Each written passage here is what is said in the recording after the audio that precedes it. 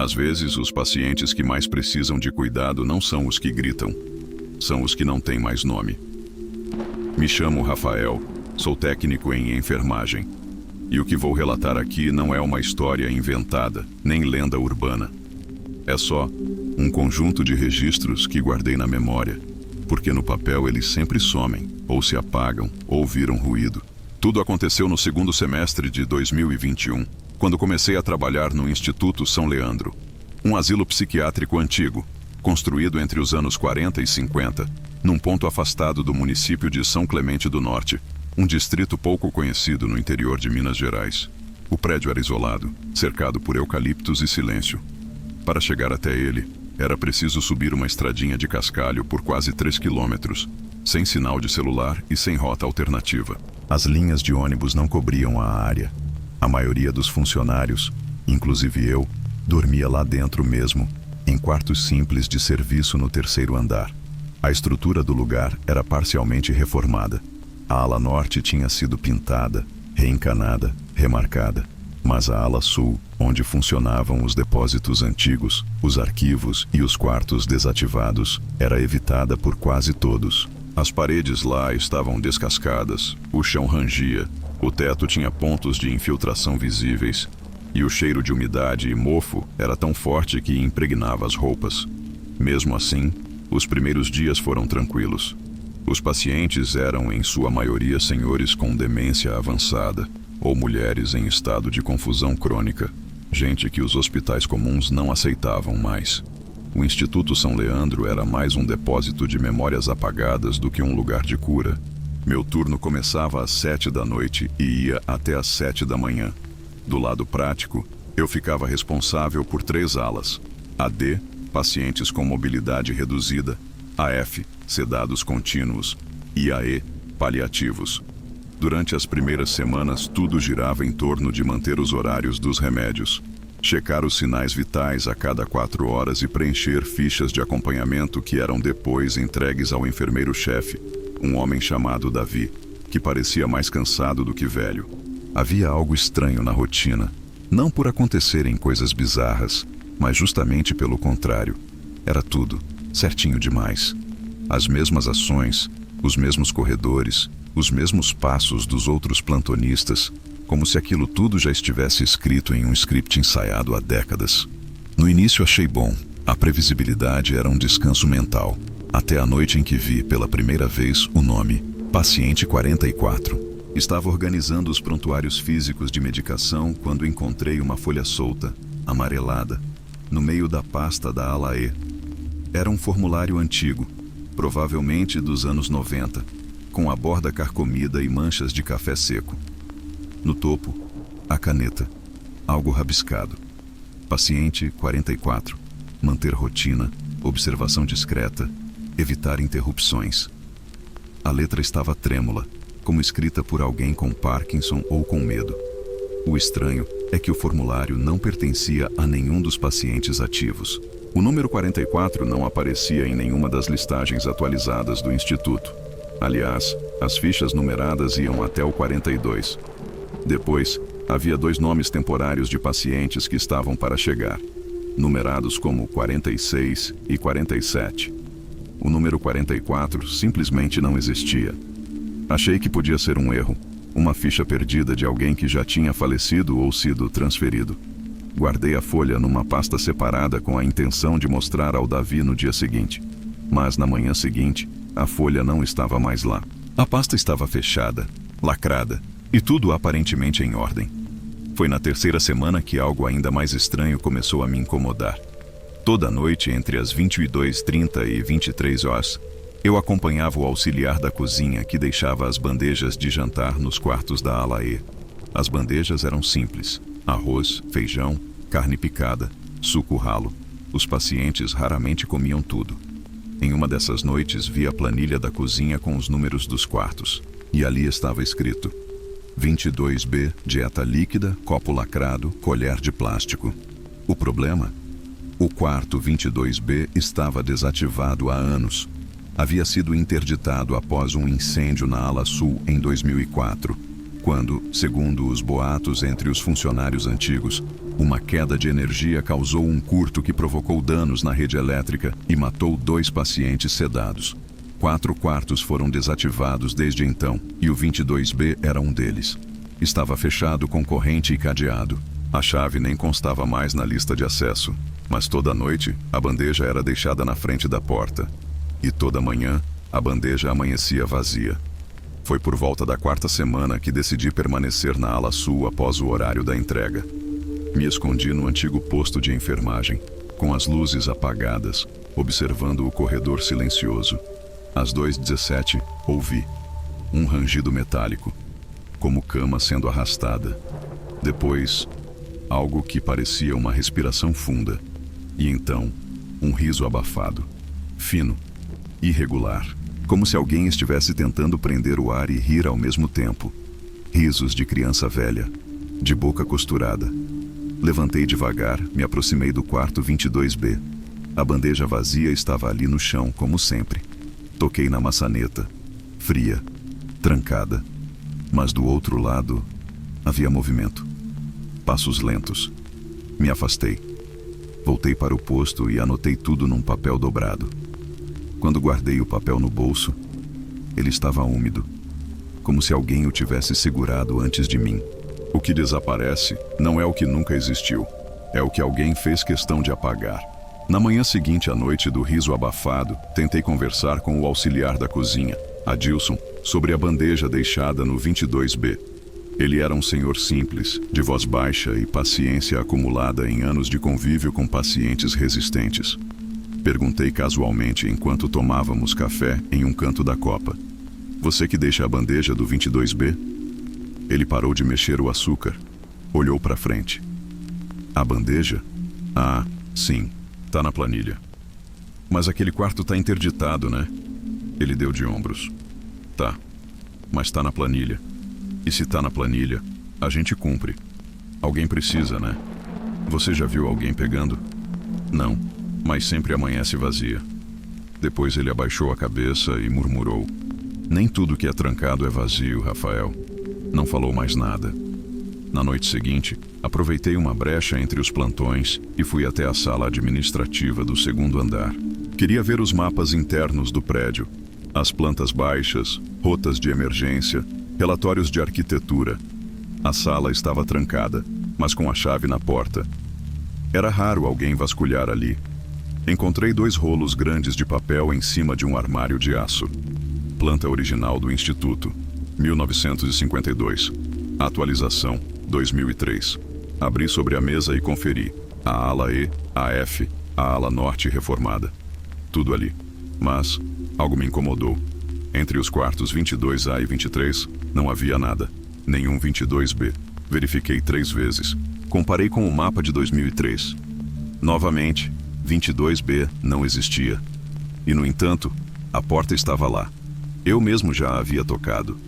Fui até o armário, procurei as pastas de vigilância e achados antigos. Atrás de uma pilha de documentos do setor jurídico, encontrei um relatório de avaliação feito por uma empresa de engenharia em 2005. No meio do texto, em letra mais clara, durante vistoria, notou-se uma porta entre os quartos 22A e 23, inacessível, sem ligação elétrica ativa. Não consta na planta. Recomendamos remoção para adequação normativa. A recomendação estava riscada. Ao lado, uma observação à mão. Ignorar, evitar mencionar, ordem da direção. Convencido de que havia algo encoberto, resolvi descer ao arquivo morto do asilo, que ficava nos fundos da ala sul, em uma antiga lavanderia desativada. Usei minha cópia da chave de acesso geral. Levei uma lanterna, já que a luz falhava quase sempre. Desci as escadas de concreto, que rangiam com meus passos. O ar era denso, com cheiro de tecido úmido e ferrugem. As estantes de metal abrigavam centenas de pastas em caixas mofadas. A maioria estava com os nomes de pacientes que eu reconhecia: Benedito S., Ala F., Luciana P., Mobilidade 0, João A., Paliativo. Passei mais de 1 hora vasculhando, até encontrar uma pasta diferente. Identificação. Caso 44, restrito. Estava selada com fita adesiva grossa. Abri com cuidado. Dentro, 5 documentos. 1. Um prontuário clínico datado de 1978, com o nome substituído por 2. Um relatório psiquiátrico. Paciente apresenta traços miméticos extremos. Reproduz gestos, palavras e comportamentos do último com quem interagiu. Responde com hostilidade à ausência de estímulo. Parece esquecer de si mesmo, caso não seja observado regularmente. 3. Um ofício judicial. Determina o isolamento do paciente 44 por tempo indeterminado. A responsabilidade pela integridade do mesmo é do Instituto São Leandro. Se esquecido, desaparece. Se lembrado, retorna. 4. Uma ficha de óbito, com a data rasurada. O campo causa-mortes estava em branco. A assinatura do médico responsável, ilegível. 5. E uma foto. Foto em preto e branco, com bordas curvas. Um grupo de pessoas posando no pátio do asilo, década de 70. Pacientes sentados, alguns de pé. Enfermeiros sorrindo. Um jardineiro. No fundo, quase fora do quadro, um homem. Alto, de postura ereta, mas olhar torto. Olhos escuros, fixos na câmera. A luz não o atingia completamente. Era como se a imagem dele estivesse menos nítida. No verso da foto, escrito a lápis: Paciente 44. Nunca diga o nome dele. Nunca pare de cuidar dele. Nunca o deixe sozinho. Subi de volta para o escritório central, ainda com a pasta na mochila.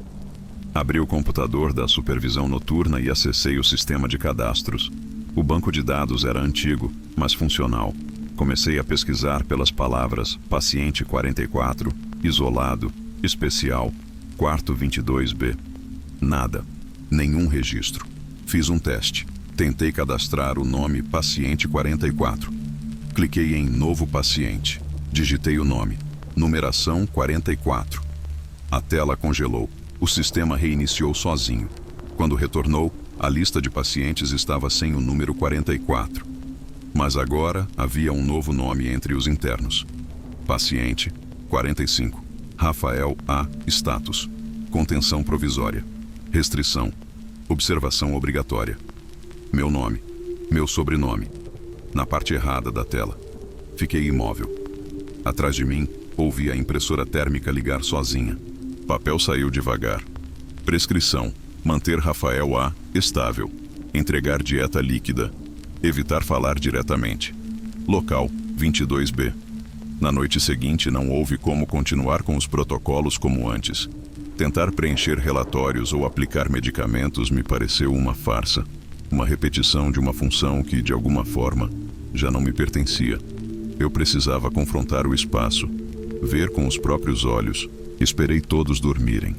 Os pacientes, os plantonistas da ala norte, o vigia que ficava sentado atrás do monitor do portão. Por volta das 2:30 da manhã, caminhei até a ala sul. Corredor vazio. As luzes bruxuleavam como sempre. Os sensores de presença demoravam a acender, deixando partes do piso no escuro por segundos longos demais. Quando cheguei em frente à porta do 22B, algo já estava diferente. A bandeja não estava ali. A cada noite, ela sempre fora deixada no chão por Adilson. Mas naquela noite, nada. Nem prato, nem talheres, nem copo. Apenas a porta. Fechada. Mas não trancada. Encostada. Pela primeira vez vi o fecho metálico solto, como se alguém tivesse saído. Senti minha mão tremer ao esticá-la até a maçaneta. Abri. O quarto era pequeno. Uma única cama de metal oxidado no canto esquerdo, sem lençóis. Uma cadeira de madeira encostada à parede oposta, virada para o canto, como se punida. Uma pia quebrada com torneira pingando. E nas paredes, riscos, linhas verticais feitas com o que parecia unha, ou pedra, ou alguma ferramenta cega. Não números, apenas traços. Como se alguém tivesse tentado contar os dias e depois esquecido que estava contando. No chão, marcas de arrasto, mas não era de móveis. Eram marcas de algo que se arrastava em torno da cama, circulando, indo de um lado a outro muitas vezes, até o chão desgastar. Na parte mais escura da parede, quase no teto, havia uma escrita fina, em grafite ou sangue seco. Se você me viu, não se esqueça. Se esquecer, serei você. Me afastei. A cadeira. Aquela cadeira virada para o canto. Algo nela me chamava. Cheguei perto. Tinha uma gravação na madeira, 44. Entalhado, de forma crua, sem ordem, como se feito com a lateral de uma colher. Toquei a cadeira, fria. Atrás dela, escondido contra a parede, um pedaço de pano embolado. Um uniforme. De técnico em enfermagem, com crachá desbotado. De Soares, plantão noturno. Era o nome de um dos enfermeiros da lista de funcionários dos anos 90. Um dos que, segundo um dos ofícios que li, não compareceu mais ao posto e não deixou registro de saída. A cadeira ainda estava quente. Subi ao 3º andar, na sala de descanso dos funcionários. Havia um telefone analógico preso à parede, conectado à linha da administração central. Peguei o telefone e disquei um número de emergência da antiga supervisora da época. Uma mulher chamada Jandira, que eu sabia, por boatos, ainda morava na cidade vizinha. Chamada caiu direto na caixa postal. Esperei 5 minutos. Tentei de novo. Dessa vez, atendeu. A voz do outro lado estava abafada, como se houvesse estática entre as palavras. Alô? Dona Jandira? Desculpe ligar a essa hora. Meu nome é Rafael. Estou no São Leandro. Preciso saber sobre um antigo paciente, o 44. Silêncio. Longo. Depois apenas. Vocês abriram o quarto? Abri sim. Ontem. Estava encostado. Encontrei marcas, uma cadeira, uniforme antigo. Há algo que... Você viu a cadeira? Vi. A voz dela tremeu. Então se prepare. Ele está no espelho agora. Como assim? Mas a linha caiu. Fiquei olhando para o telefone, sentindo um formigamento subindo pelas costas. Na parede em frente, havia um espelho antigo, pequeno, oval, coberto por poeira. Me aproximei. Passei a manga do jaleco para limpar. No reflexo, meu rosto. Mas atrás de mim, a cadeira estava virada para mim. Na manhã seguinte, sem dormir, fui até o setor de recursos humanos. Sabia que não devia, mas entrei com minha própria chave reserva, que só deveria ser usada em plantões de emergência. Vasculhei os arquivos digitais tentando encontrar qualquer referência ao nome do crachá da noite anterior. D. Soares. Nada no sistema digital atual. Voltei aos arquivos físicos.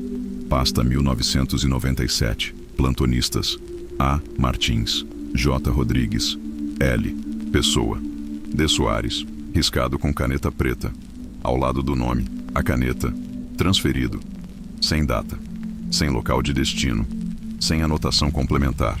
Fui até a estante onde guardavam as fotos institucionais. A de 1997 estava ali, emoldurada em vidro. Equipe de enfermagem noturna. Ala sul. 11 pessoas. No canto, quase fora do quadro, um rosto. De lado. Sério. Sem sorriso. O mesmo rosto da foto de 1978, mas com jaleco e crachá. Paciente 44, usando o uniforme do Den Soares. Na recepção, havia um livro de assinaturas físicas, usado para registrar entrada e saída de visitantes. Pedi para consultá-lo, sob a desculpa de cruzar nomes para um relatório fictício. Folheei o mês de março de 2003. Página 14. Dia 18. Nome escrito com letra trêmula. Paciente 44, retornando ao posto. Assinatura ilegível. Não havia controle de entrada posterior. Era como se ninguém tivesse notado. Ou como se tivesse sido ordenado a não notar. Na manhã daquela quinta-feira, depois da última vigília no 22B, decidi procurar a chave do arquivo judicial do asilo. Um espaço que ninguém mencionava, mas que constava nos antigos mapas internos com a sigla AJSL. Arquivo Judicial São Leandro. Esse anexo ficava abaixo da estrutura original, no porão antigo onde antes funcionava a cela de isolamento, no tempo em que contenção era feita com grades e correntes, não com sedativos. Procurei o chaveiro mestre no armário de ferramentas da manutenção. Lá dentro, em uma caixa de metal sem etiqueta, encontrei um molho separado com a inscrição "Restrito", gravada à punção. 7 chaves antigas. E uma delas, Porta J. Enferrujada, mas inteira. Desci pela escadaria dos fundos, passando pela antiga sala dos geradores. O cheiro ali era mais denso, quase metálico. Não havia mais luzes automáticas. Tudo escuro. Usei a lanterna. A parede do porão era feita de tijolos irregulares, pintados de cinza. Havia uma porta de madeira grossa, marcada com entalhes de datas apagadas. A chave girou com dificuldade. Quando a porta se abriu, o ar que saiu de dentro não era velho. Era morno. Como se alguém tivesse estado ali recentemente. O AJSL era um corredor estreito, forrado por armários metálicos, pastas, caixas de madeira com trancas. Os arquivos estavam organizados por décadas, 1950, 60, 70, 80. E então uma prateleira sem rótulo, onde só se liam números. 43, 44, 45, 46. Passei os dedos pelas lombadas das pastas. Algumas estavam com etiquetas arrancadas, outras com os nomes riscados à navalha. Encontrei a de número 44, espessa, mais pesada que as outras. Levei até uma bancada de cimento. Abri com cuidado. Havia um relatório psiquiátrico com o carimbo sigiloso, uma cópia de ofício judicial, rasgado e reemendado com fita, um diário manuscrito em letra minúscula, quase invisível, e por fim, uma foto colada no fundo. Luz fraca, paciente encapuzado, correntes nos pés, sem olhos visíveis. No verso da imagem, escrito com caneta azul: ele nunca teve nome. Nós demos um número para poder esquecer. O diário era datado de 1978 a 1981. Era assinado com as iniciais DS. O mesmo nome do crachá encontrado atrás da cadeira do 22B. Páginas rabiscadas, nervosas, com passagens que li diversas vezes tentando absorver. Ele só aparece se você o anota. A mente humana rejeita o que não pode catalogar, mas ele vive no que é ignorado. Na noite em que esqueci seu prato, ouvi passos atrás da porta por horas. Quando lembrei de servir no dia seguinte, encontrei meu nome na bandeja. Parei de assinar relatórios. Se não tiverem meu nome, talvez eu não desapareça. Mas ontem encontrei minha própria ficha. Paciente 45. Instável. Eu sou o próximo. Tentei sair da sala com a pasta 44, mas ao chegar perto da escada, a luz da lanterna oscilou. Escutei barulho de metal, como algo arranhando a parede. Olhei para o chão. Pegadas, pequenas, descalças. Voltei correndo ao arquivo. Guardei a pasta. Mas antes, abri a gaveta da letra R, onde os funcionários são arquivados. Rafael A. Ficha dobrada, recém-impressa. Ao desdobrar, cargo, técnico noturno. Status, reclassificado. ID, P45. Observações.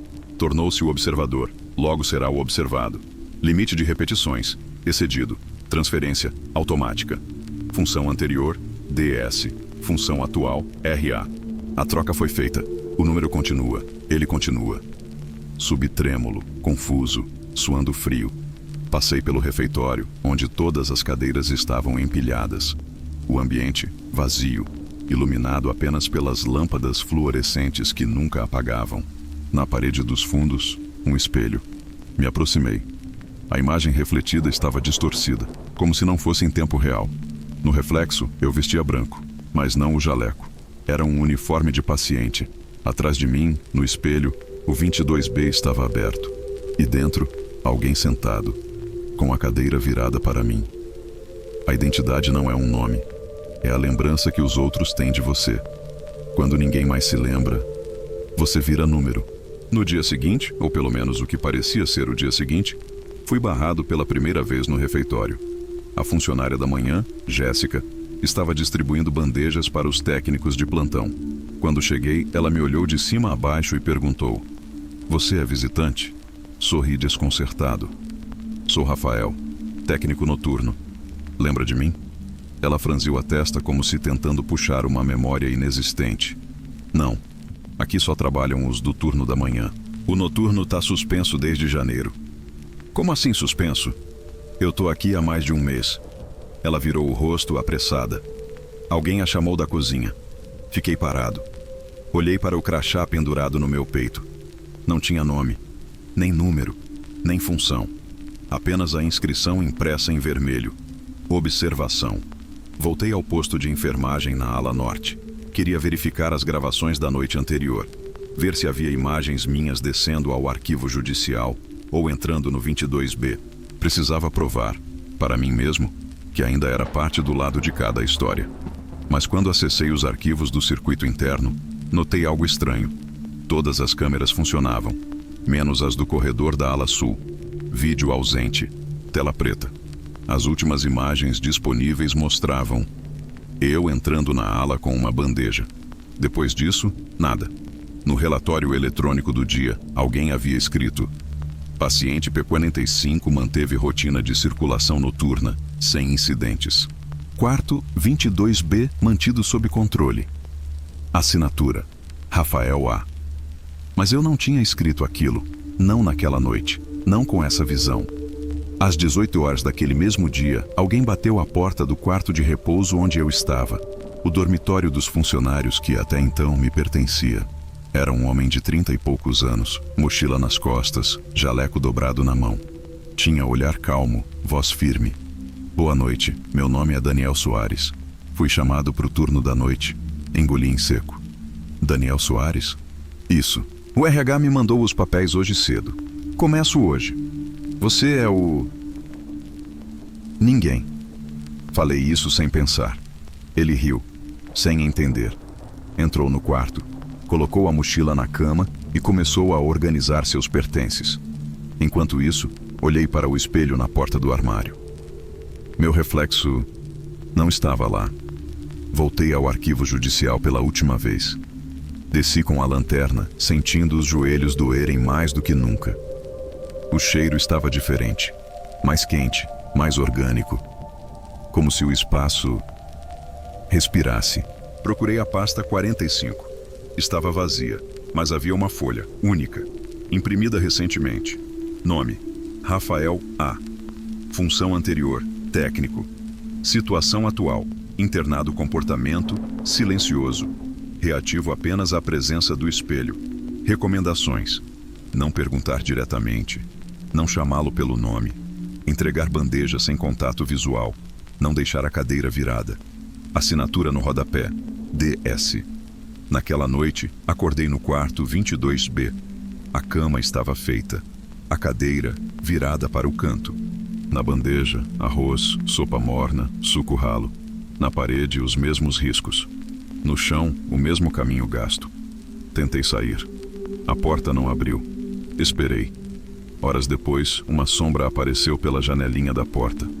Deixou outra bandeja. Me viu, mas não me reconheceu. Porque já não havia mais ninguém ali para lembrar de mim. A voz sussurrou atrás de mim: se esquecer, ele é você. Às vezes, o que está entre dois andares não é chão, é passagem. Me chamo Elias Monteiro, ex-funcionário de limpeza noturna aposentado. Eu sempre gostei da noite. Desde jovem, me sentia mais à vontade com o mundo quieto, as ruas vazias, os sons amortecidos. Talvez por isso, quando a vaga de limpeza noturna apareceu naquele edifício antigo no centro da cidade, aceitei sem hesitar. O prédio era um arranha-céu dos anos 60, já meio ultrapassado, mas recentemente reformado para abrigar escritórios modernos. O nome oficial era Edifício Altamira, mas os mais antigos ainda o chamavam de Prédio dos Sete Céus. Nome que, segundo o zelador da manhã, vinha de uma antiga empresa esotérica que ocupava o topo no passado. Meu turno começava às 22 e terminava às 6. Pegava o metrô quase vazio, andava 2 quadras e entrava por uma porta lateral. Aquela hora, só eu e o vigia da recepção estávamos no prédio. Ou assim deveria ser. Logo nas primeiras semanas, percebi que o silêncio ali dentro não era como o de outros lugares. Era espesso. Tinha camadas. Como se houvesse algo tentando respirar por baixo da ausência de som. Os corredores do 12º andar em diante pareciam mais frios que os demais. As luzes de emergência piscavam com mais frequência. E o elevador principal sempre demorava mais para responder quando eu estava sozinho. Mas eu não sou homem de superstições. Atribuí tudo à idade do prédio, fiação velha, reformas mal feitas, até a noite em que contei as janelas. Foi por acaso. Estava limpando os vidros do lado de fora do 13º andar. Subi pela escada de serviço como de costume. Estava tudo escuro, mas da sacada técnica eu via parte da fachada. Comecei a contar as janelas. Eram 3 em cada andar, mas ali havia uma a mais. Na verdade, entre o 12º e o 14º andar, havia uma fileira extra de janelas, estreitas, cobertas por um tipo de vidro fosco que não combinava com os outros andares. No dia seguinte, voltei de dia só para conferir de longe. A fileira estava lá. No mapa do prédio, no entanto, não havia menção a nenhum andar extra. O botão do 13 simplesmente não existia nos elevadores. Era como se tivessem pulado. E, mesmo assim, ele estava lá fora, visível, concreto. Na noite da descoberta, enquanto fazia a ronda pelos corredores superiores, escutei um zumbido agudo vindo do fundo do hall do 12º. Era metálico, repetitivo, como o som de cabos sob tensão. Pensei que fosse algum elevador descendo, mas todos estavam desligados. Verifiquei o painel. Nada. O som se repetiu 2, 3, 4 vezes, até cessar. Voltei para a sala de limpeza, mas algo em mim ficou vibrando. Foi ali que comecei a deixar uma câmera escondida, só para observar, e na terceira noite eu vi. A filmagem era borrada, em preto e branco, sem som, mas às 2h19 da manhã, exatamente entre as câmeras do 12º e do 14º andar, um elevador apareceu. Não era o mesmo modelo dos demais. Tinha portas mais estreitas, com inscrições metálicas nas laterais. E por uma fração de segundo, pareceu emitir um brilho fosco, como uma vela acesa dentro de um vidro opaco. As portas se abriram. Ninguém saiu. Ninguém entrou. E então, sumiu. Voltei a fita dezenas de vezes, frame por frame. E mesmo assim, não conseguia encontrar o exato momento em que ele surgia. Apenas estava lá. E depois, não estava. No dia seguinte, decidi fazer algo que nunca tinha feito. Subi pela escada de emergência. Fui do 11º para o 12º. Normal. Depois do 12º, tentei seguir para o 14º. Mas algo me incomodou. Havia um lance de escada a mais. Sutil, mas ali. Como se entre o 12º e o 14º houvesse um degrau a mais do que o necessário. Mas a porta seguinte dizia 14. Voltei. Contei de novo. Havia 13 degraus entre o 12º e o 14º andar. O normal seria 12. Era como se o prédio escondesse um espaço entre os andares.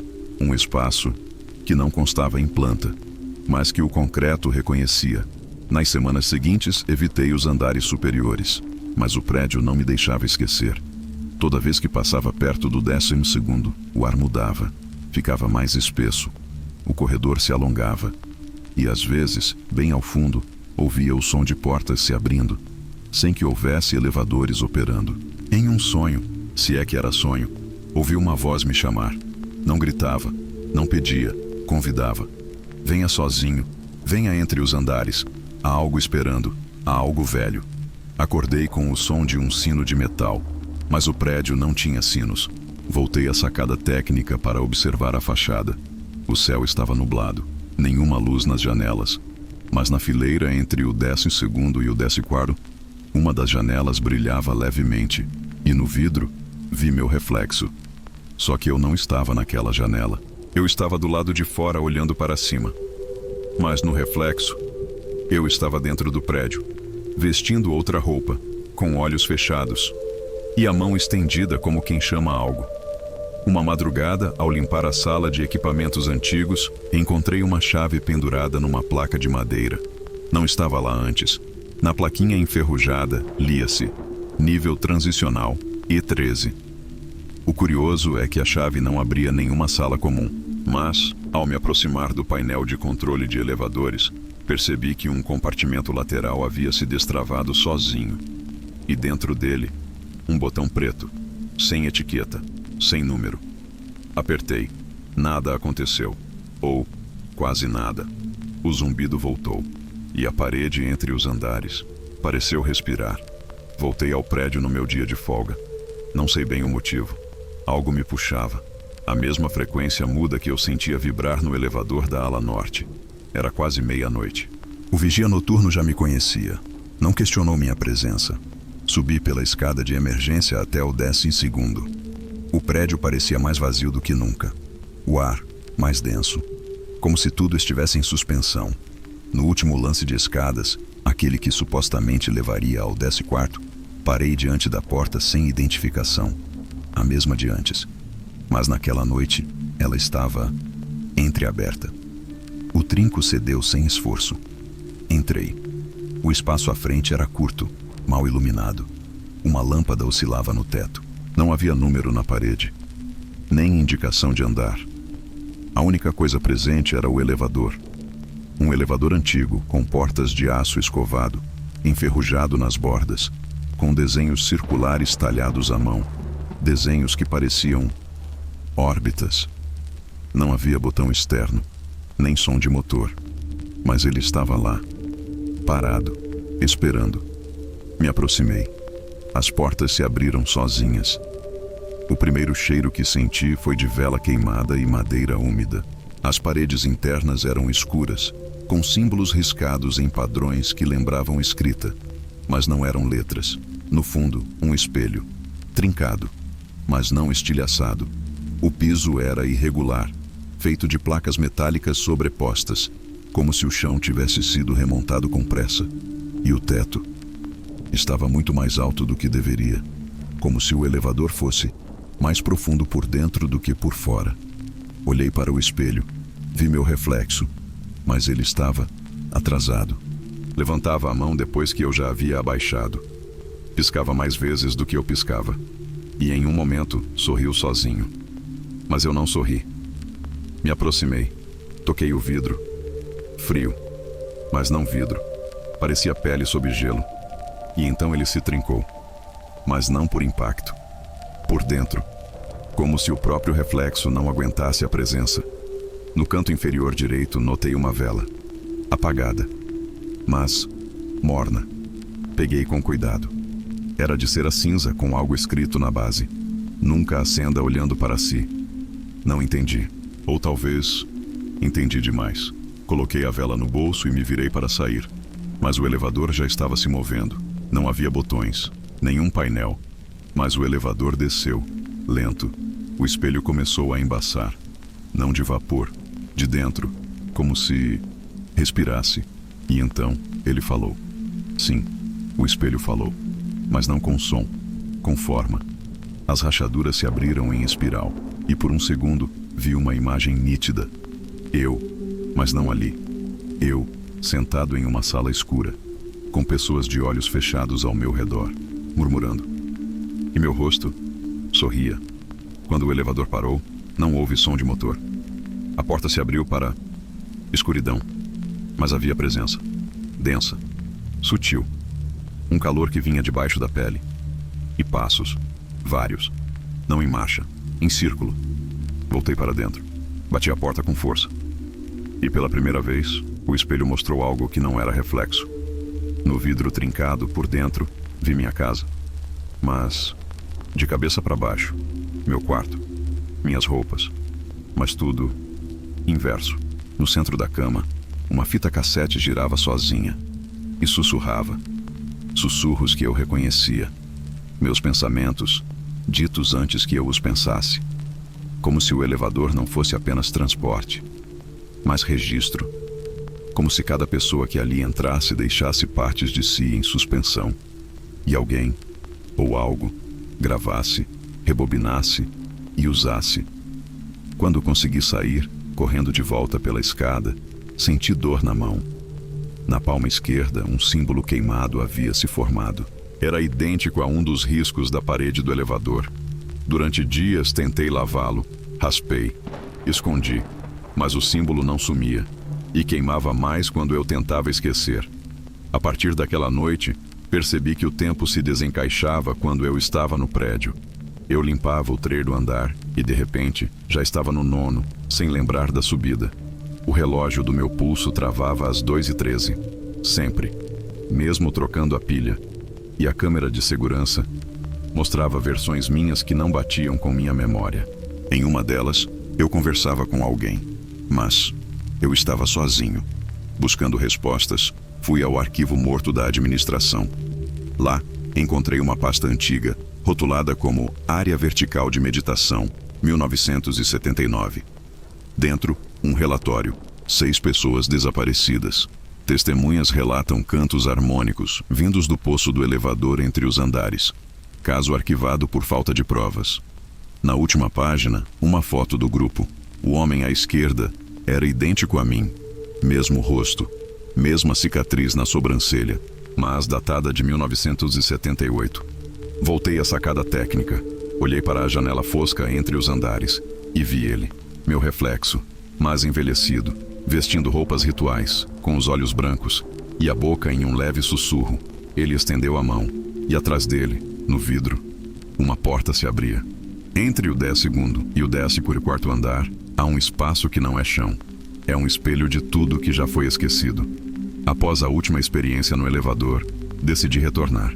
O botão preto, oculto no painel, parecia pulsar com uma energia própria. Pressionei-o e as portas se fecharam suavemente. A cabine começou a descer, mas não havia indicação de andares. O visor exibia apenas símbolos indecifráveis, que mudavam constantemente. O ar dentro do elevador tornou-se denso, quase palpável. Senti uma pressão nos ouvidos, semelhante àquela sentida em grandes altitudes. O tempo parecia desacelerar, cada segundo se estendendo indefinidamente. As portas se abriram para revelar um corredor estreito, iluminado por uma luz âmbar suave. As paredes eram revestidas por painéis de madeira escura, cobertos por símbolos semelhantes aos vistos anteriormente. O chão rangia sob meus passos, e o ar estava impregnado com o aroma de incenso antigo. Caminhei lentamente, sentindo uma presença constante ao meu redor. O silêncio era absoluto, interrompido apenas pelo som dos meus próprios passos. À medida que avançava, percebi que o corredor parecia se estender indefinidamente, como se estivesse preso em um loop temporal. Eventualmente, o corredor se abriu para uma sala circular, onde um grupo de pessoas vestidas com túnicas negras estava reunido. Eles estavam sentados em círculo, olhos fechados, murmurando em uníssono uma linguagem desconhecida. No centro da sala, havia um pedestal com um espelho trincado, semelhante ao do elevador. A atmosfera era carregada de energia, e senti uma força invisível me puxando para dentro do círculo. Tentei resistir, mas meus pés se moveram por conta própria, levando-me ao centro da sala. Ao olhar para o espelho, vi meu reflexo sorrindo, embora meu rosto estivesse imóvel. O murmúrio dos cultistas aumentou em intensidade, e o espelho começou a emitir uma luz pulsante. Imagens começaram a se formar na superfície trincada. Cenas do passado, memórias esquecidas, rostos familiares e desconhecidos. Entre as imagens, vi a mim mesmo, em diferentes fases da vida, sempre dentro do elevador. Uma voz ecoou em minha mente, clara e autoritária. Você é o elo, o transmissor, a ponte entre os mundos. Compreendi então que o elevador não era apenas um meio de transporte, mas um portal entre realidades. E eu havia sido escolhido como seu guardião. Subitamente a sala começou a tremer, e os cultistas desapareceram, como se nunca tivessem estado ali. O espelho se estilhaçou, e uma luz intensa me envolveu. Senti meu corpo ser elevado, atravessando camadas de tempo e espaço. Quando recobrei a consciência, estava de volta ao elevador, que agora subia lentamente. As portas se abriram no térreo, e o mundo parecia o mesmo, mas algo havia mudado dentro de mim. Desde aquele dia, o elevador 13 nunca mais apareceu. Tentei encontrá-lo, mas todas as tentativas foram em vão. No entanto, às vezes, ao passar pelo prédio, sinto uma vibração familiar, como se o elevador ainda estivesse lá, esperando. Agora, aposentado, reflito sobre minha experiência. Sei que fui escolhido para uma missão que transcende a compreensão humana. O elevador 13 é mais do que um mistério arquitetônico. É uma conexão entre realidades, e eu sou seu guardião eterno. Depois da noite em que o elevador me devolveu ao térreo, tentei me afastar. Pedi demissão. Troquei o número do telefone. Voltei para casa no subúrbio, longe do centro, longe do Altamira, longe do que ficou lá embaixo. Mas nem o asfalto entre minha casa e aquele prédio foi suficiente. Na primeira semana, foi só um zumbido. Aquele mesmo tom metálico que ouvia quando as portas do elevador começavam a se mover. Depois vieram os ecos. Não sons. Palavras repetidas, sempre as mesmas. Baixas, como se estivessem gravadas no vento. Abaixem as luzes. Fechem os olhos. O novo condutor já foi escolhido.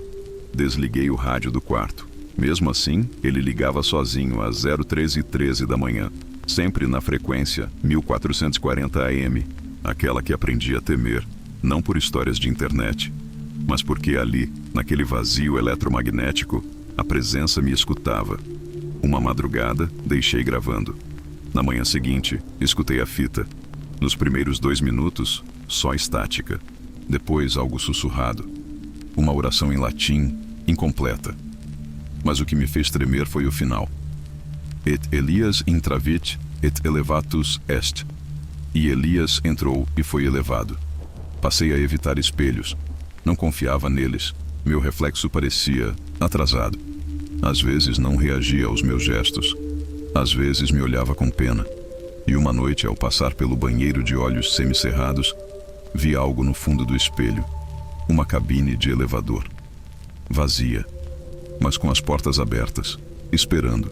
E atrás dela, meu reflexo, com o uniforme da limpeza, mesmo depois de eu já ter me aposentado. Semanas depois recebi um envelope, sem remetente, sem endereço. Dentro, uma fita cassete, etiqueta amarela, plantão 13, 1979. Levei um dia inteiro para decidir se escutava.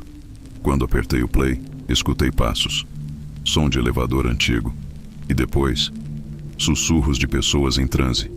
No minuto 13:13 da gravação, uma voz clara, masculina, diz: Elias, você está em todas as fitas. Construíram um poço artesiano em frente à minha rua. Nada de estranho nisso. Mas à noite, eu escutava um som metálico vindo dali, como o sino do elevador, só que abafado, como se tocado embaixo da terra. E às vezes, ecoando pelo encanamento da casa, escutava vozes, pequenas, sussurradas, chamando: Suba, suba, você ainda não terminou a jornada. 2 anos depois, tomando café em silêncio, vi uma nota de rodapé no jornal local. Funcionário da noite desaparece misteriosamente no edifício Altamira. Foto em preto e branco, segurança jovem, nada que eu reconhecesse. Mas, ao fundo, no reflexo da porta de vidro do hall, lá estava o elevador, aberto, com alguém dentro, cabeça baixa, uniforme sujo e mãos idênticas às minhas. Mostrei a foto para minha irmã. Ela não viu nada de anormal, mas eu vi. Vi a mim mesmo parado, olhando para quem batia a foto e sorrindo. Hoje, moro sozinho. As paredes da casa parecem finas demais, ou talvez seja minha pele que ficou porosa. Ouço tudo. Não sons do mundo, mas sons do fundo. Não importa onde eu esteja, a voz sussurra. Não alto, não agressiva, apenas contínua. Como se dissesse: você não está mais fora. Você é o elevador. Se você está lendo isso, talvez tenha escutado o som também. Talvez tenha visto a luz que pisca entre os andares. Talvez tenha parado no 10º e sentido um frio inexplicável. Talvez tenha notado uma janela a mais na fachada. E talvez, só talvez, esteja sendo chamado também. Se for, escute, mas não entre. Ou entre, mas não olhe o espelho. Ou olhe, mas não sorria. Eu não estou dizendo que foi algo paranormal. Só sei que, se você ver um relógio marcando 15h37 e ele estiver parado, saia enquanto ainda pode. Isso aconteceu em abril de 2018. Ou foi 2019? Não consigo mais dizer com certeza. Só lembro que estava dirigindo sozinho em direção a uma cidade do interior, onde eu teria uma reunião com um possível cliente. Eu trabalhava com restauração de imóveis históricos, e essa seria minha primeira grande oportunidade fora da capital. Estava vindo de Sorocaba, interior de São Paulo, e o destino era um povoado próximo de Itapetininga, que, segundo me disseram, tinha um casarão antigo abandonado com valor histórico. Usei o GPS até onde deu. Depois disso, o sinal desapareceu. As placas eram confusas, a estrada virou barro e eu me vi entrando por caminhos que não lembrava ter escolhido. Mas o estranho não foi o sumiço do sinal, foi o tempo. Comecei a perceber que, por mais que dirigisse, o sol continuava na mesma posição. Nem subia, nem descia. Como se o entardecer tivesse sido congelado no céu. Olhei para o relógio do painel. 15h37. Achei que tivesse travado. Peguei o celular. Estava com a bateria cheia, mas o visor piscava. Ora, 15h37. Nada demais, certo? Podia ser só uma coincidência. Até que vi a placa. Bem-vindo à Serra Azul do Sul. Nunca tinha ouvido falar nessa cidade. Serra Azul parecia comum. Casas simples, ruas de paralelepípedo, uma pracinha com coreto, uma igreja com a pintura descascada. Não parecia abandonada, mas também não havia muito movimento. Estacionei o carro ao lado de um mercadinho. Uma mulher saiu de dentro, de avental, me deu um aceno breve e voltou para dentro. Um senhor varria a calçada e me observou por um instante antes de sorrir e voltar ao que fazia. Tudo normal. Normal demais. Resolvi perguntar por um hotel ou pousada. A mulher do mercadinho, de sotaque interiorano leve, disse: "O moço pode ficar na pensão da dona Amália. Fica ali, ó, virando a igreja. Só seguir o relógio." Relógio? Olhei para a torre da igreja. Um enorme relógio analógico, com os ponteiros parados. 15h37. A pensão era uma casa antiga, de madeira envernizada, bem cuidada, com cortinas bordadas e cheiro de café fresco. Dona Amália era uma senhora de cabelo branco bem preso, sorriso simpático e passos silenciosos. Mostrou-me o quarto sem muita conversa. Tudo parecia limpo e intocado. Coloquei a mochila na cadeira e fui tomar banho. Na parede do quarto, um relógio de pêndulo, parado. 15h37. Pensei em trocar a pilha, mas o mostrador estava selado com verniz, como se o relógio não fosse feito para funcionar.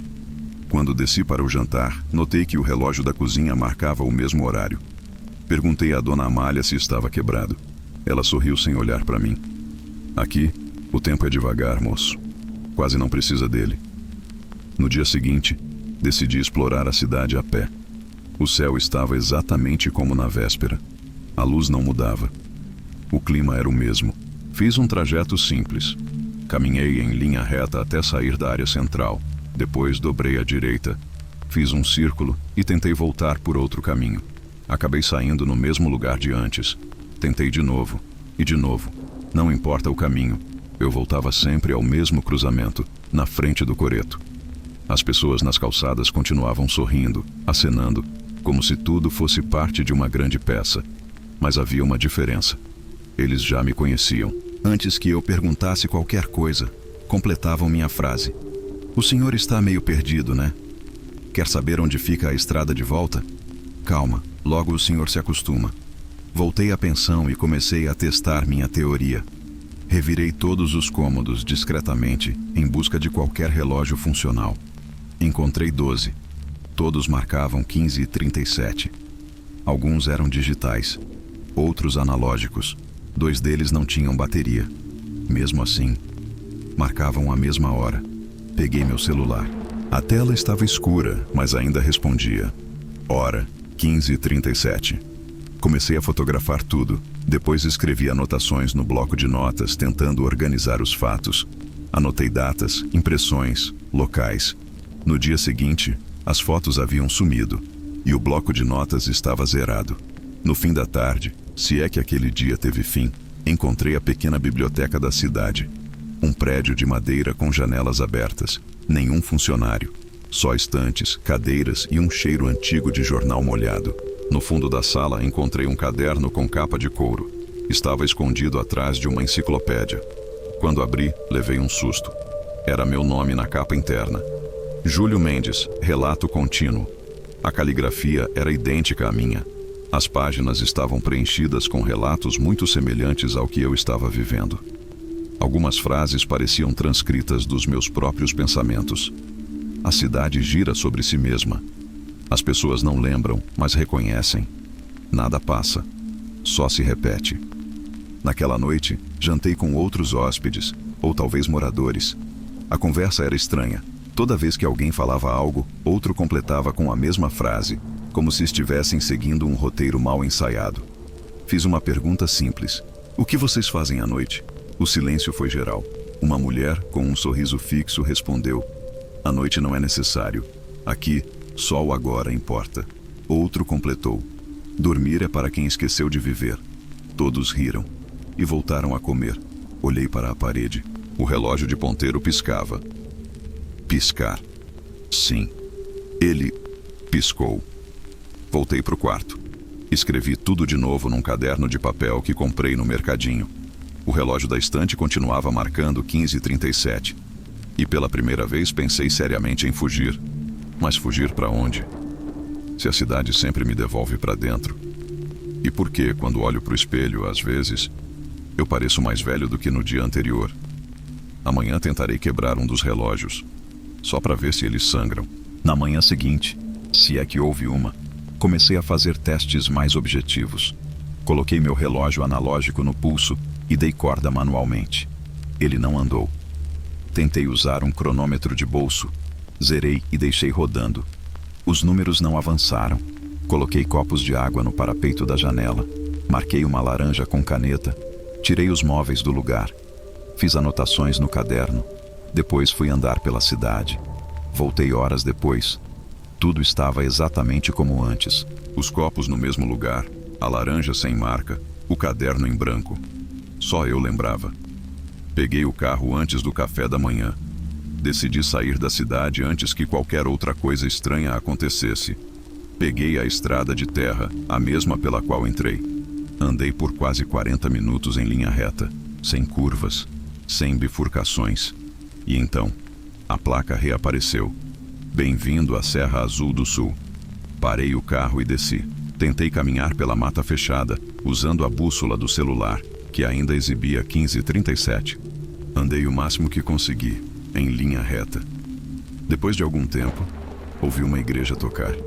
E vi a praça central. E vi o coreto. E vi a mim mesmo refletido no vidro do mercadinho. Na pensão, conheci um homem chamado Marcos. Usava um boné antigo e camisa xadrez. Tinha o rosto cansado e parecia sempre me observar discretamente. Num fim de tarde, puxei assunto. Ele respondeu: já tentou sair? Sim, respondi. Voltei para o mesmo lugar. Acontece com todos, mas a gente para de tentar. Um dia, você também vai parar. Vocês estão presos aqui? Ele sorriu. A gente não chama de prisão, a gente chama de paz. Eu repeti a pergunta: vocês dormem? Ele olhou para o horizonte imóvel. A gente fecha os olhos. Mas não é sono, é só ausência. Depois, se levantou. E antes de sair, disse algo que me arrepiou até o osso. Hoje você vai tentar quebrar um relógio. Vai se arrepender. Na biblioteca encontrei um relógio de parede antigo, escondido atrás de uma estante. Analógico, parado, 15h37. Sem pensar muito, tirei do prego e o joguei contra o chão. O vidro rachou, mas os ponteiros se moveram.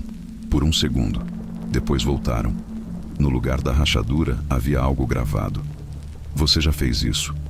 O mesmo relógio, as mesmas marcas, a mesma reação. Crianças brincavam todos os dias na praça da mesma forma. Sempre as mesmas, sempre no mesmo lugar. Mesmos risos, mesmas frases. Resolvi interagir. Perguntei a uma delas o nome. Ela respondeu: já me perguntou isso ontem, e anteontem, e antes. E antes, eu disse: mas ontem eu não te conhecia. Ela me encarou com um olhar sério demais para uma criança. Aqui não tem ontem, só você acha que tem. A casa número 11 da Rua do Cedro era a única que parecia abandonada. Madeiras podres, janelas trancadas por dentro, ar de poeira velha. Forcei a maçaneta e entrei. Era escura, silenciosa demais, e no chão da sala havia um tapete puxado para o lado, revelando um círculo de giz, e dentro dele, outros cadernos, todos com a capa escrita à mão. Relato de Júlio Mendes. E dentro deles, descrições idênticas às que eu estava escrevendo no meu caderno. Até frases que eu ainda não havia escrito. No dia seguinte, tentei conversar com os moradores de novo. Mas algo estava diferente. Ao caminhar pela cidade, Percebi que todos estavam parados, congelados, não dormindo, não conscientes, parados, em pé, com os olhos abertos, sorrisos fixos e sem piscar. Eles voltaram a se mover quando eu tentei sair pela estrada novamente, como se tivessem sido ativados. Na praça, encontrei uma senhora sentada no banco. Era a mesma da véspera. Perguntei: "Isso é um teste? Um experimento?" Ela respondeu: "Essa pergunta vem depois da página 76. Entrei na escola municipal que estava vazia. Na diretoria, encontrei um arquivo de fichas antigas. Procurei meu nome. E lá estava: Júlio Mendes. Nascido em 1982. Residência: Serra Azul do Sul. Data da matrícula: 1992. Data de saída: em branco. Mas eu nunca estudei aqui, nunca morei aqui, nunca ouvi falar dessa cidade. Ou talvez tenha esquecido. Na pensão, ao voltar do banho, encontrei um envelope preso ao espelho do quarto. Dentro, uma carta. Você chegou até aqui de novo. Não adianta quebrar nada. O tempo não é um objeto, é um formato de prisão. E você é a chave. Assinado: Júlio Mendes. Olhei para o espelho. Por um segundo, não me vi. Vi alguém mais velho, com os olhos afundados, barba grande, a mesma roupa. E ele me olhou, com compaixão, e disse sem abrir a boca: "Você disse isso ontem." Na manhã seguinte, ou o que eu comecei a chamar de reinício, acordei com o som do rádio da pensão. A mesma música instrumental sem letra, a mesma chaleira apitando, o mesmo bom dia da Dona Amália, que nunca parecia dormir. Verifiquei meu caderno. As anotações da noite anterior haviam sumido, mas eu ainda lembrava delas, pelo menos por enquanto.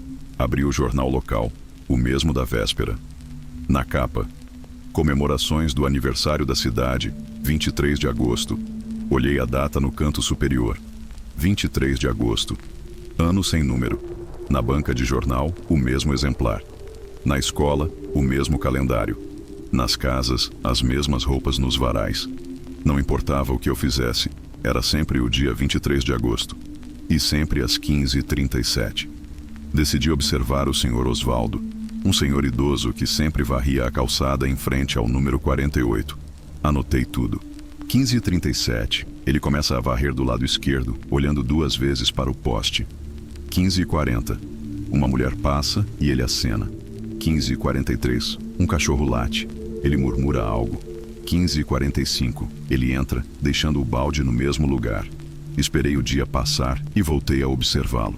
Mesmos movimentos, mesmos gestos, mesmo ritmo. Mas quando cheguei mais perto, ouvi algo que me fez congelar. Ele estava murmurando: "Não é a primeira vez que você me observa. Já anotou isso. Vai anotar de novo. Depois vai esquecer." Na fachada do cartório havia uma vitrine de vidro sujo. Usei como espelho. No reflexo, não vi apenas a rua. Vi a mim mesmo, do outro lado, mas mais velho, vestindo as mesmas roupas que eu usava no dia anterior. E nas mãos, ele segurava meu caderno de anotações. Ergueu o caderno, apontou para uma página. Estava em branco.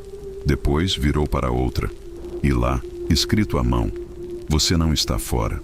Você é o ponto fixo." Havia um pequeno cemitério atrás da igreja. Nunca o havia explorado. Andei entre os túmulos de pedra lavada, todos bem conservados, nenhum com datas posteriores a 1993. Até que encontrei uma lápide isolada, levemente inclinada. Júlio Mendes, 1954. Morreu tentando lembrar o que veio esquecer. Minhas pernas cederam. Sentei no chão. Olhei em volta. O vento soprou, mas nenhuma folha se mexeu. E lá no fundo, atrás de uma árvore, vi um vulto. Era o Sr. Osvaldo, varriendo. Dentro do cemitério. Na igreja, sentei no último banco. O altar estava apagado, sem velas. A imagem do padroeiro estava coberta com um pano branco. Ouvi vozes vindas da sacristia, sussurros, mas não em oração. Em uníssono, entrei devagar. Lá dentro, 8 pessoas de olhos fechados, de mãos dadas, murmuravam a mesma frase: "Quando ele lembrar, todos poderemos dormir." Me aproximei. A mulher do mercadinho estava ali. O dono do jornal também. A criança da praça. Ao me verem, abriram os olhos. e em perfeita sincronia disseram: "Hoje é o dia, mas você já disse isso ontem." Na parte de trás da escola, encontrei uma porta trancada. Arrombei. Ali dentro, um antigo auditório com cadeiras empoeiradas e um mural no fundo. No mural, fotos antigas da cidade. Festas, procissões, alunos, prefeitos e, no centro, uma imagem ampliada de uma cerimônia. Homens e mulheres com velas nas mãos, em círculo. No meio, uma fogueira. E na frente da fogueira, um homem de costas, com os braços erguidos. Mesmo corte de cabelo, mesmo corpo. Era eu. E abaixo da foto, escrito com letras esmaecidas: "Aquele que foi escolhido para lembrar o que todos quiseram esquecer." Na sala da diretoria, sentei diante do espelho. Esperei, e ele apareceu. Meu outro eu, mais velho. Olhos vazios, boca imóvel. Mas ele falava dentro da minha cabeça: "Você acha que está preso na cidade, mas a cidade está presa em você. Você foi o primeiro a esquecer, por isso foi escolhido para lembrar. Você nos trouxe para cá.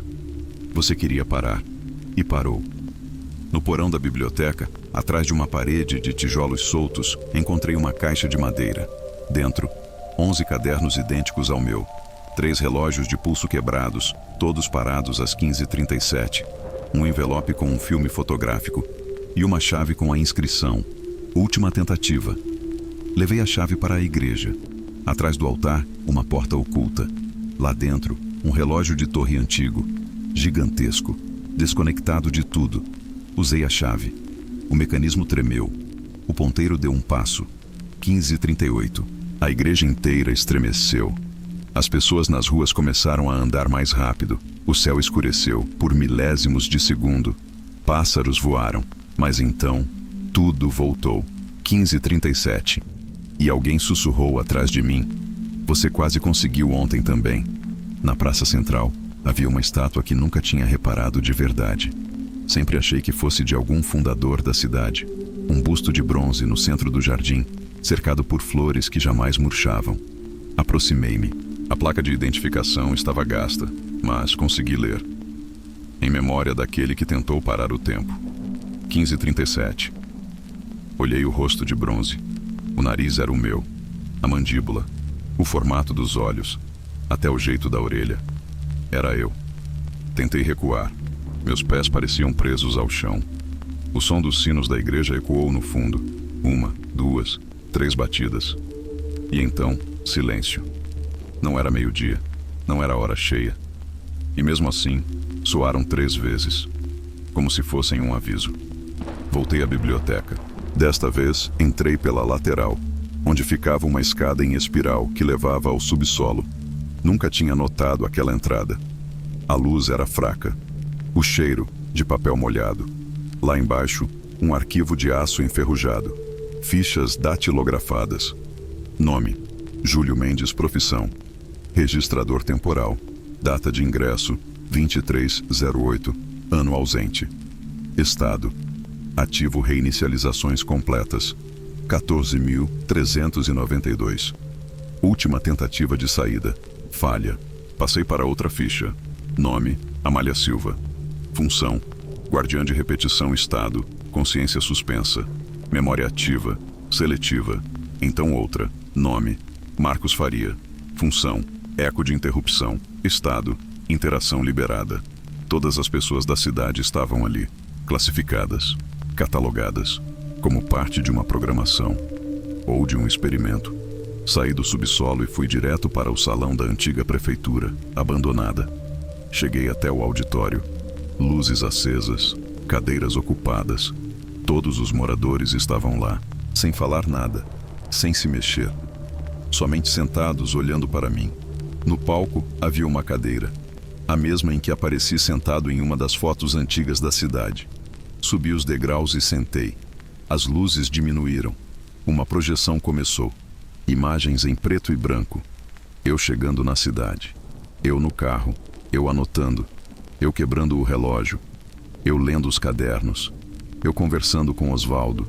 Eu observando. Cenas de tudo que vivi, vistas de ângulos que eu não conhecia. E então, uma imagem parada. Eu dormindo, mas com os olhos abertos. A legenda abaixo: fase final de assimilação. No mural atrás do palco, uma frase se acendeu em vermelho digital. A repetição não é castigo, é segurança. Uma voz surgiu pelos alto-falantes. Não era uma voz humana, era arrastada, como se composta por fragmentos de vozes diferentes, como se cada sílaba fosse dita por uma pessoa distinta. Você veio pela 15ª vez, sempre no mesmo dia, sempre à mesma hora. Você trouxe a ideia, você iniciou o ciclo. Agora é hora de lembrar o que tentou esquecer. Saí do auditório tonto, a cabeça latejando. Na rua, o mundo parecia mais silencioso. Ninguém se mexia mais, nem os carros, nem os animais, nem o vento. Na praça, voltei à estátua. Agora havia um espelho apoiado nela, um espelho oval, antigo. Me olhei. Não havia reflexo, somente palavras escritas na superfície embaçada. Aceite. Toquei o vidro, e o mundo reseteou. Estava no carro, na estrada, o sol no céu, na mesma posição. Peguei o celular. 15h37. O sinal caiu. A estrada de terra surgiu. A placa apareceu. Bem-vindo à Serra Azul do Sul. Parei o carro no mesmo lugar. Desci. Olhei para a praça, para a igreja, para o relógio parado. Dona Amália acenou da porta da pensão. Sorriu e disse: "O senhor chegou cedo hoje, seu Júlio. O quarto já está pronto. Se alguém encontrar isso, e se isso puder sair da cidade de alguma forma, saiba, você não vai ver o tempo passar. Ele não vai correr, mas sua mente vai.